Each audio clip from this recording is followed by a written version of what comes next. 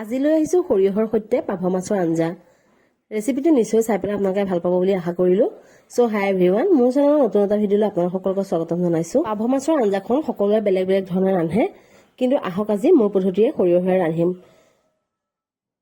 তাৰ কাৰণে মই কেইটামান বগা সৰিয়হ ল'লোঁ, লগতে কেইটামান কেঁচা গোটা জিৰা জালুক লৈছোঁ।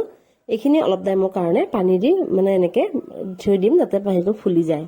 এতিয়া এইখিনি ভালকৈ ভিজি যোৱাৰ পিছত দেখিছে ভালকৈ সৰিয়হকেইটা ফুলি গৈছে। এতিয়া মই এটা মিক্সি ব্লেণ্ডাৰ জাৰত এইখিনি ভালকৈ গ্ৰাইণ্ড কৰি ল'ম। লগতে দুটামান নহৰু দিছোঁ, দুটামান কেঁচা জলকীয়া ইয়াতে এড কৰিছোঁ।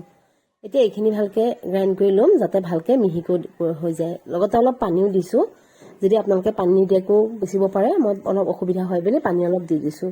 এতিয়া দেখিছে পেষ্টখিনি হৈ গৈছে। এতিয়া এখন পেন লৈছোঁ, তাত মই অলপ তেল দিম আৰু যিকেইটা পাভ মাছ আছিলে সেইকেইটা মই নিমখ আৰু অলপ হালধি সানি অলপমান তেলতে লৰাই ল'ম, অকণমান ডিপ ফ্ৰাই কৰি ল'ম। লগতে এতিয়া দেখিছে মই সেইখিনি তেলতে অলপমান পিঁয়াজ দিছোঁ। পিঁয়াজখিনি ভালদৰে ভাজি লৈছোঁ। এতিয়া পিঁয়াজখিনি ভালকৈ ভজাৰ পাছত ইয়াত মই এড কৰিম অলপমান শুকান জলকীয়াৰ গুড়ি,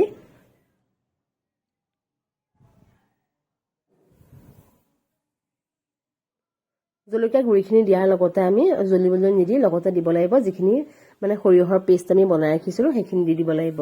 এতিয়া ভালদৰে লৰাই মই সোৱাদ অনুসৰি নিমখ দিছোঁ আৰু আন্দাজ মতে অলপ হালধি গুড়ি দিছোঁ।